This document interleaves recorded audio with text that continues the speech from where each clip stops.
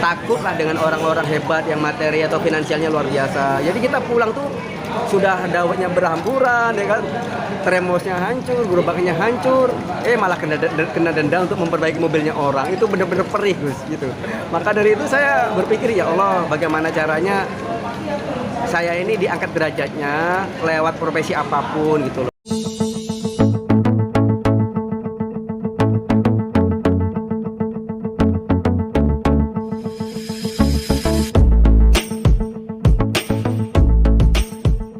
Minuman ini bisa membuat saya kaya raya gitu kan.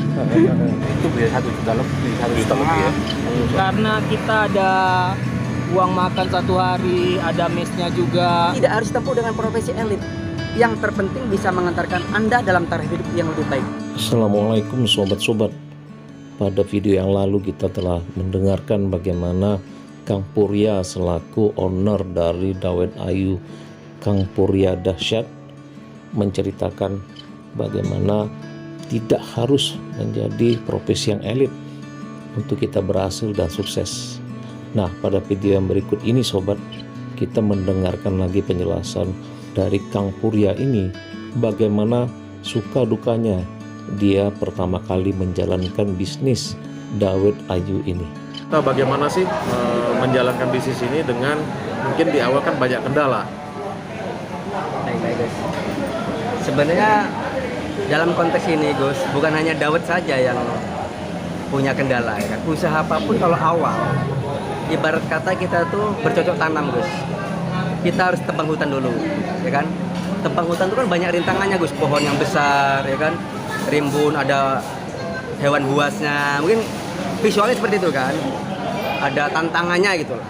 Jadi ya memang kita harus berani untuk membuka hutan tersebut. Kalau nggak berani ya sudah, kita selamanya hanya sebatas sebagai penonton saja. Artinya buka usaha ya filosofinya itu sama dengan kita mau bercocok tanam. Harus kita tebang hutan dulu, kita bersihkan dulu, kita cangkul dulu, kita siram dulu, gitu. Cari bibit yang unggul dan seterusnya dan seterusnya. Sama dengan es dawet ini dulu, Kang. Sebelum lanjut nonton video ini, jangan lupa like, tekan tombol subscribe, nyalain loncengnya, dan share ke teman-teman kalian. Perjuangan saya membuat usaha ini ya betul-betul pahit luar biasa, dan itu nggak butuh, nggak sesingkat ini waktunya, butuh waktu yang sangat-sangat panjang, kesabaran yang luar biasa, ulet, gigih, yakin, dibantu dengan doa, ya kan. Jadi buat kawan-kawan nanti di luar sana, mudah-mudahan video Kang Purya Dahsyat ini nanti menginspirasi kawan-kawan untuk berani sengsara sesaat. Bagi saya pribadi, Gus, lebih baik saya ini sengsara di usia muda dulu, remaja, setahun, 2 tahun, 3 tahun, ya paling lama 10 tahun lah menderitanya. Tapi setelah itu, Gus, ini bukan iming-iming, tapi ini real gitu. Saya pun tidak menyangka nih ya kalau hasilnya seperti saat ini. Dulunya luar biasa penderitaan saya itu, mulai dari ya dibully orang, kayak diremehkan orang gitu kan. Itu hal yang biasa. Bagi saya itu adalah pupuk untuk menyuburkan tanaman yang saya tanam. Singkat cerita gini, Gus, setelah saya bisa melewati penderitaan itu semua, gitu, satu gerobak atau satu outlet saya jalankan sendiri dalam waktu berbulan-bulan, bahkan mendekati hampir 1 tahun. Bener-bener saya berjibaku dengan keadaan, gitu. Mempromosikan, oh Dawet seperti ini, Bu, Dawet seperti ini, gitu. Apalagi nanti penderitaan yang paling sempurna itu ketika hujan, Gus. Nah, hujan itu benar-benar mematahkan mental kita. Kita sudah buat jam 5 subuh kita udah produksi, jam 6, jam 7 udah siap-siap, jam 8 OTW ke perjalanan gitu kan. Perjalanan itu nggak 10 menit, 20 menit, itu sampai 1 jam saya dari ujung desa ke ujung desa, dari ujung kota ke ujung kota gitu kan. Tapi alhamdulillah kita bisa melewati itu semua, ya akhirnya hasilnya itu memang luar biasa. Ya pertama-tama itu memang benar-benar kita harus butuh kesabaran, keuletan, kegigihan. Ya kalau kita bisa melewati itu semua ya Gus, yakinlah semua orang pasti akan menemukan titik terbaiknya gitu Gus. Udah berapa lama Mbak jualan ini? Udah hampir 5 tahunan. Hampir 5 tahun ya? Dari awal yang udah di sini ya? Iya. Nah sekarang dari awal itu sampai ke sini, itu ada peningkatan nggak pembelinya? Ada terus di sini, ramai di sini. Jam berapa sampai jam berapa Pak di sini? Jam 9 sampai jam 6. Jam 9 sampai jam 6 ya? Iya. Tutup jam 6 ya? Iya. Gitu. Yang disukai jenis apa di sini? Di sini yang favorit Dawet Ayu. Oh, dawet ayu yang cendol campur. Ada cendol campur cincau. Oh, Ada cincaunya saja. itu berapa harganya? Itu 7.000. 7.000 ya. Nah, Mbak betah kerja jual ini di sini. Betah. Rata-rata posisi hari-hari berapa Mbak? Berapa cup gitu? Sekitar 150 gitu. 150 cup ya. Kalau panas ya. Kalau panas. Kalau hujan minimnya berapa tuh?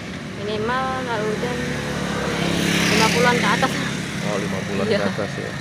Bagaimana pengalaman ya? Yang paling dukanya nih Kang? Dukanya gini Gus, kita kan hidup di kota ini kan rawan kecelakaan ya guys ya. Ya pernah terjadi dulu ya, pernah terjadi waktu saya jualan itu ya hampir serempetan dengan mobil orang gitu kan. Bukannya kita dapat pertolongan dari beliau, malah beliau marah-marah, minta ganti rugi, cat mobilnya segala macamnya. Kita sebagai orang miskin, orang awam yang sekolahnya tidak tinggi, mungkin seperti itu ya, kurang lebihnya ya takutlah dengan orang-orang hebat yang materi atau finansialnya luar biasa. Jadi kita pulang tuh sudah dawetnya berhamburan ya kan, termosnya hancur, gerobaknya hancur, malah kena denda untuk memperbaiki mobilnya orang. Itu benar-benar perih Gus gitu. Maka dari itu saya berpikir, ya Allah, bagaimana caranya saya ini diangkat derajatnya lewat profesi apapun gitu loh. Maksud saya biar kita tuh seimbang. Ternyata kita nggak bisa berbohong Gus. Ternyata ya di dunia, bukan di Indonesia saja, semakin orang banyak finansialnya, itu semakin dihormatin orang. Itu logikanya seperti itu memang.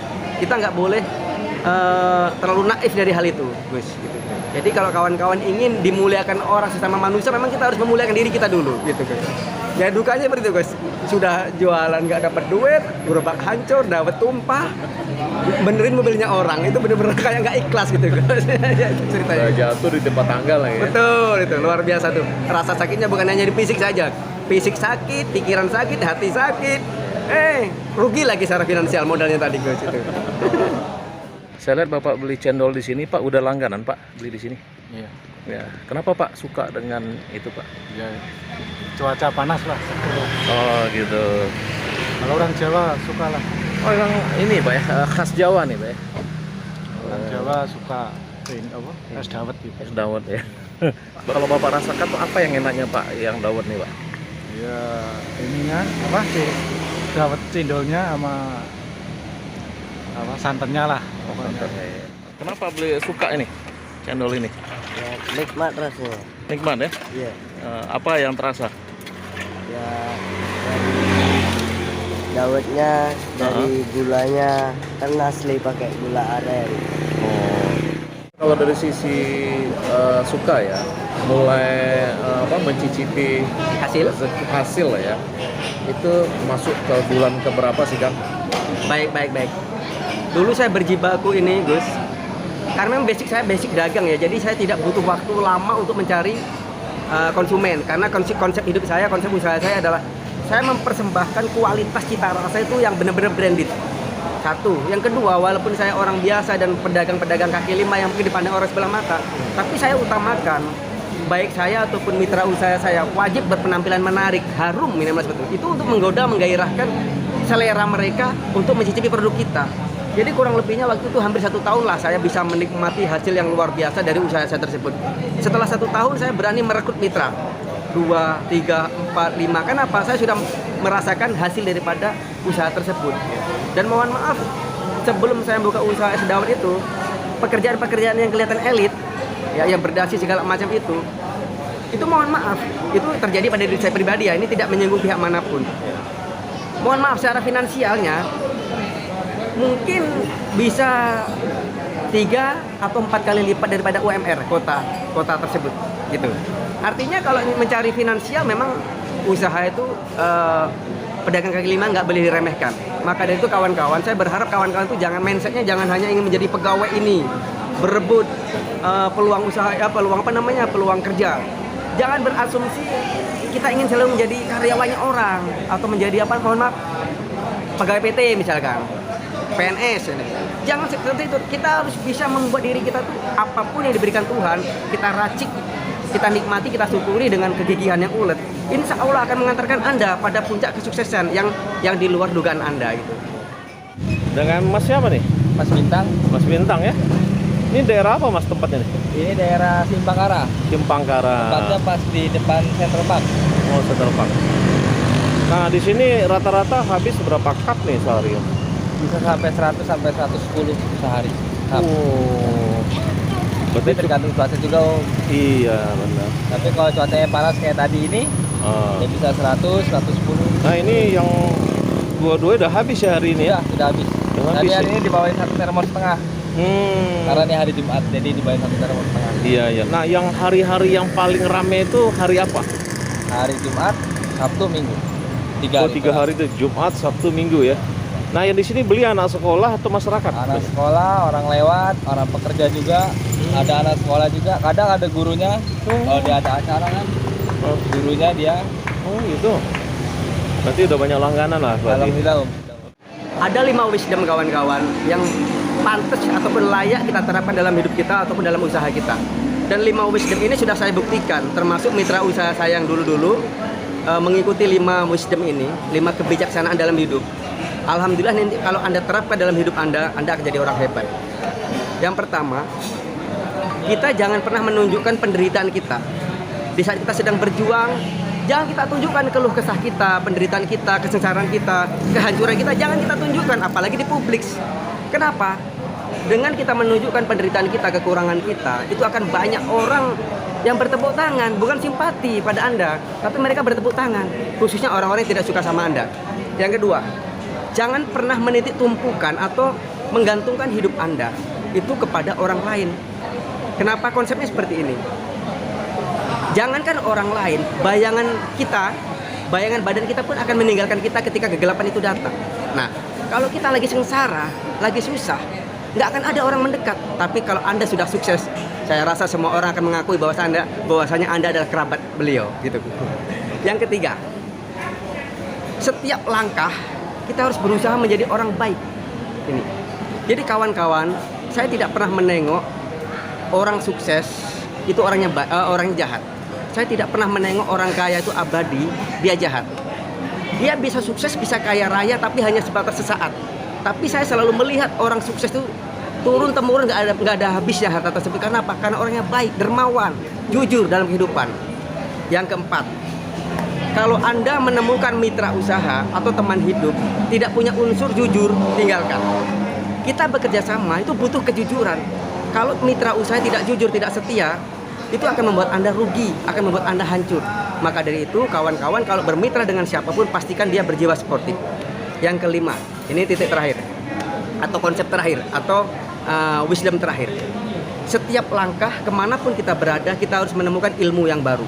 Jadi, dengan ilmu yang baru yang kita dapatkan dari semua aspek kehidupan, itu akan membuat Anda berwawasan tinggi, punya intelektual, punya pesona yang bagus, karismatik yang bagus, sehingga secara tidak langsung itu akan mengangkat derajat kehidupan Anda. Anda akan tampil beda, akan semakin berharga di mata dunia.